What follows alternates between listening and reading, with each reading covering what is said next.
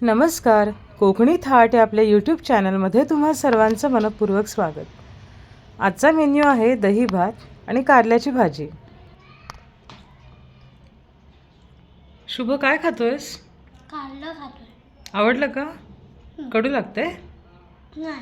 छान आहे. हो. चला तर मग पाहूया कारल्याच्या भाजीची साहित्य आणि कृती. तर या ठिकाणी अर्धा किलो कारली घेतलेली आहेत मी. स्वच्छ धुवून कोरडी करून घेतलेली आहेत. आणि आता बाजूच्या कडा कापून घ्यायच्या. मधून कारल्याला चीर देऊन घ्यायची. बिया काढून घ्यायच्या आणि व्हिडिओमध्ये ज्याप्रमाणे दाखवते त्याप्रमाणे कारलीही कापून घ्यायची. बरं जाड बारीक झाली तरी काही हरकत नाही, चवीला अप्रतिमच होणार आहेत. आणि ही कारल्याची भाजी, याच्यामध्ये आपण कुठल्याही प्रकारचं साखर, गूळ किंवा काहीही वापरलेलं नाही आहे. आणि ही भाजी दाखवल्याप्रमाणे जर केली तर अगदी महिनाभरसुद्धा आरामात टिकते. फ्रीजमध्ये ठेवायला लागते, पण अगदी चव वगैरे काही बदलत नाही त्याची आणि अतिशय व्यवस्थितपणे फ्रीजमध्येही महिनाभर टिकते. आणि एकंदरीत कारल्याची भाजी आपण जेव्हा सुकी फडफडीत करायची म्हणतो त्यावेळेस कारलं कापणं, ते मुरवट ठेवणं, कारलं पिळून त्याचा रस वगैरे काढून परत ते तरसवत ठेवणं म्हणजे शिजवून घेणं, या गोष्टीसाठी जरा जास्त वेळ लागतो. आणि भाजी थोडी आळते पण. त्याच्यामुळे करतानाच ना अगदी 1-1.5-2 किलो जरी अशा प्रकारे भाजी करून ठेवली तरीसुद्धा महिनाभर टिकते. त्याच्यामुळे दर आठवड्याला आणि संपते. मेन म्हणजे भाजी अगदी लहान मुलंसुद्धा ना आवडीने खातात. आता तुम्ही जो बघितला व्हिडिओमध्ये तो माझा मुलगा 2रीत आहे, पण ही भाजी खाल्ल्यापासून तो मागतो ही भाजी स्वतःहून. तर ही रेसिपी खरं तर माझी नाही आहे, माझ्या मैत्रिणीकडे मी सुद्धा खाल्ली होती आणि तेव्हापासून मला प्रचंड आवडतं कारलं. पण या प्रकारे केल्यापासून ना म्हणजे साखर वगैरे न वापरता अतिशय सुंदर रेसिपी आहे, ट्राय करून बघा. तर व्हिडिओमध्ये दाखवल्याप्रमाणे कारल्याच्या चकत्या करून घेते मी. आणि त्या चकत्या करून झाल्या की आपण मुरवट ठेवायचे कारलं जरासं मिठामध्ये. आधी बेसिक इन्ग्रेडियंट्स वापरूनच ही भाजी होते. घरात अवेलेबल असतात. असं काही चिंचच हवे, चिंचेचा कोळच हवा आहे किंवा असं वगैरे काही नाही आहे. तर इथे कारली आपली व्यवस्थित कापून झालेली आहेत. आता ही अर्धा किलो कारली आहेत. एक 2 ते 3 चमचे मीठ ह्याला लावून घ्यायचं आणि 1-1.5 तास मुरवट ठेवायची. याच्यामुळे काय होतं तर कारल्याला पाणी सुटतं आणि ते पाणी पिळून घेतल्यानंतर कारल्याचा एक 60 ते 70% जो कडवटपणा असतो तो पिळल्यामुळे निघून जातो. त्याच्यामुळे आधी आपण अशा प्रकारे कारल्याला मीठ लावून ठेवतो आहे. तर 1 ते 1.5 तास इनफ आहे. जास्त वेळ ठेवलं तरी चालू शकतं, पण मिनिमम 1.5 तास ठेवावं. तर अशा प्रकारे सर्व कारल्याला ज्या आपण बारीक बारीक फोडी केल्या त्या सगळ्यांना मीठ लागलं पाहिजे एवढं मात्र आहे. व्यवस्थित चुरून घ्यायचं आहे आणि अगदी म्हणजे जड हाताने चुरून घ्यायची वगैरे गरज नाही आहे, पण व्यवस्थित लागलं पाहिजे मीठ. आता इथे मीठ वगैरे व्यवस्थित लागलं आहे. आता अशा प्रकारे घट्ट दाबून आपण यातलं पाणी काढून घ्यायचं आहे. तर तुम्हाला मी एका डिशमध्ये काढून दाखवते, जर कळत नसेल अंदाजाने किती पाणी येतं. एवढ्याशा मुठभर कारल्यातनं सुद्धा पिळल्यानंतर तुम्ही बघू शकता बरंचसं पाणी याच्यातून येतं. तर हे पाणी आपण कशासाठीही वापरत नाही.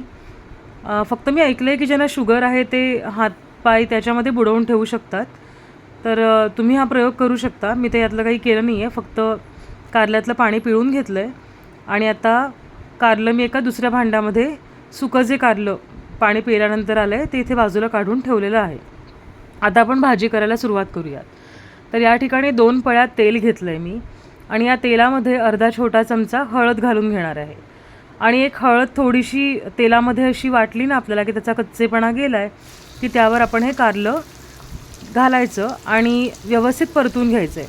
तर आधीची 2 मिनटं कारलं हे मोठ्या गॅसवरती ढवळत राहायचं आणि परतून घ्यायचं. अशा प्रकारे कुठलीही भाजी आपण जेव्हा करतो म्हणजे मोठ्या गॅसवर आधी आपण परततो व्यवस्थित आणि मग तिला शिजायला ठेवतो, त्यावेळेला भाजी व्यवस्थित शिजते आणि लवकर शिजते. प्रत्येक हिरवी जी भाजी आहे त्याच्यासाठी हा नियम लागू होतोच.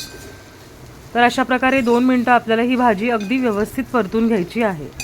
आणि परतून झाल्यावर पण या भाजीमध्ये अजिबात एकही थेंब पाण्याचा आपण वापर करणार नाही आहोत, फक्त वाफेवर शिजवून घ्यायचे. तर या ठिकाणी अशा प्रकारचं मी झाकण लावून घेते. तुमच्याकडे असं झाकण नसेल तर एक थाळी, प्लेट वगैरे तुम्ही ठेवू शकता, पण त्याच्यावर पाणी वगैरे काही ठेवायचं नाही आहे. फक्त एक 2-2, 3-3 मिनटांनी येऊन चेक करायचं. तर 2 ते 3 सणकून वाफा काढायच्या याला, म्हणजे कारलं व्यवस्थित शिजतं. आता मी कारलं इथे बऱ्यापैकी बारीकच कापलं होतं, त्याच्यामुळे ते लवकरच शिजतं आहे. आणि अशा प्रकारे तुम्ही बघू शकता की कारलं इथे आपलं शिजलेलं आहे. पण जरासं अजून मऊसूत व्हावं म्हणून अजून एक 2 मिनटाची मी वाफ काढून घेणार आहे. कारलं तर शिजलेलं आहे, पण कारल्याचा कडवटपणा कमी होण्यासाठी अजून एक फॅक्टर महत्त्वाचा आहे, तो म्हणजे कारलं व्यवस्थित परतलं गेलं पाहिजे. म्हणजे त्यातला कडवटपणा अजून जो काय उरला आहे ना, तो पण कडवटपणा निघून जातो.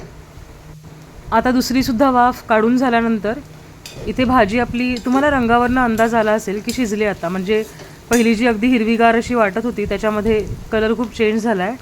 आणि इथे सगळ्यात मोठा तुकडा जो होता तो पण मी तोडून दाखवला. अगदी सहजरित्या तुकडा पण पडतोय त्याचा. भाजी शिजलेली आहे. जर झाकणावरचं काही पाणी वगैरे पडलं असेल तर म्हणून मी अशीच भाजी थोडा वेळ परतून घेते, म्हणजे पाण्याचा काही अंश त्यात गेला असेल किंवा राहिला असेल तर तो देखील निघून जावा.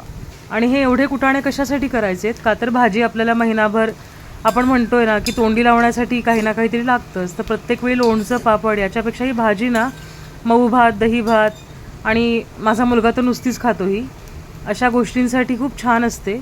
त्याच्यामुळे अशी परतून घ्यायची. आता ह्या स्टेजला भाजी शिजलेली आहे. तुम्ही अशीच भाजी जरी फ्रीजमध्ये ठेवली तरीही 1-2 महिने टिकते. आणि हवी तेव्हा थोडी थोडी काढून आपल्याला कांद्यावर परतायची असेल तर, वाटण लावून करायची असेल तर, जे तुमच्या मनाप्रमाणे आहे त्याप्रमाणे तुम्ही करू शकता. आता इथे नेहमीचं वाटण घेतलेलं आहे मी. भाजलेला कांदा, भाजलेलं खोबरं, आलं, लसूण आणि थोडीशी बडीशेप मी व्यवस्थित भाजून घेतली होती. कोथिंबीर घातली आहे आणि पाणी न घालता हे वाटण मिक्सरला बारीक करून घेतलेलं आहे. तर शक्य तितकं बारीक करून घ्यायचं आहे. आणि इथे आता मी कारलं ज्या ह्याच्यात परतलं होतं तीच कढई घेतली आणि याच्यामध्ये 3 चमचे वगैरे मी वाटण घालून घेतलेलं आहे. आणि आता हे वाटण तेलामध्ये आपल्याला व्यवस्थित परतून घ्यायचं आहे तेल सुटेपर्यंत. तर तेल सुटत आलं की यामध्ये आपण आपल्या आवडीप्रमाणे तिखट घालून घ्यायचं आहे. हे साधं तिखट आहे, भाजका मसाला जो असतो तो. कांदा लसूण मसाला वगैरे मी घातलेला नाही आहे. इथे गरम मसाला थोडासा घालून घेते, याच्यामुळे चव वाढते.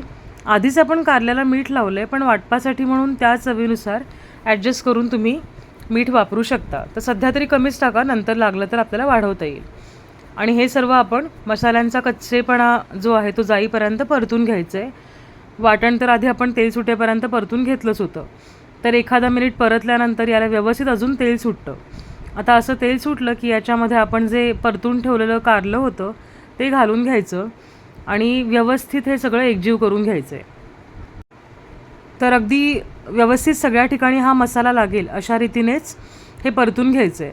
आणि भाजी करून झाली की आम्ही तर नुसती खातो, पण असाच एक प्रयोग करायचा म्हणून याच्यावर चाट मसाला किंवा आमचूर पावडर जी असते ती थोडीशी टाकून खाल्ली तरीसुद्धा ही भाजी अप्रतिम लागते. तर अशा प्रकारे ढवळून घ्यायचं आहे. आता हा मसाला आहे तो कारल्याला व्यवस्थित लागला पाहिजे आणि याची चवसुद्धा कारल्यामध्ये व्यवस्थित मुरावी यासाठी झाकण ठेवून 1-2 मिनटाची याला वाफ काढून घ्यायची आहे. त्याच्यामुळे काय होतं की मसाला जो आहे आपण आता नवीन घातला आहे, वाटण वगैरे, हे कारल्याच्या भाजीला व्यवस्थित लागतं, ते भाजीमध्ये मुरतं आणि परत एकदा परतली गेल्यामुळे त्याचा जी शेल्फ लाईफ म्हणतो तशी ती वाढते आणि चवीला तर हे अप्रतिम आहेच.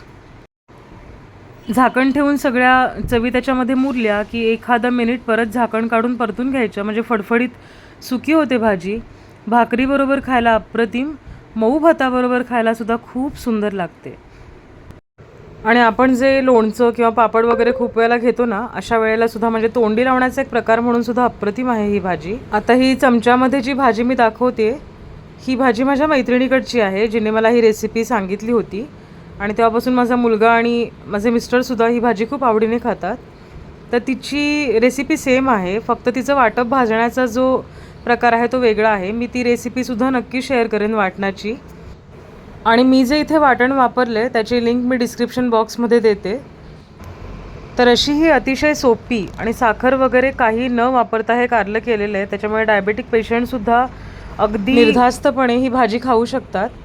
थँक्यू सो मच आशा या नवीन आणि सुंदर रेसिपीसाठी.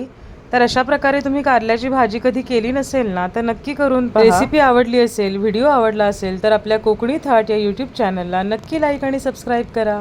धन्यवाद.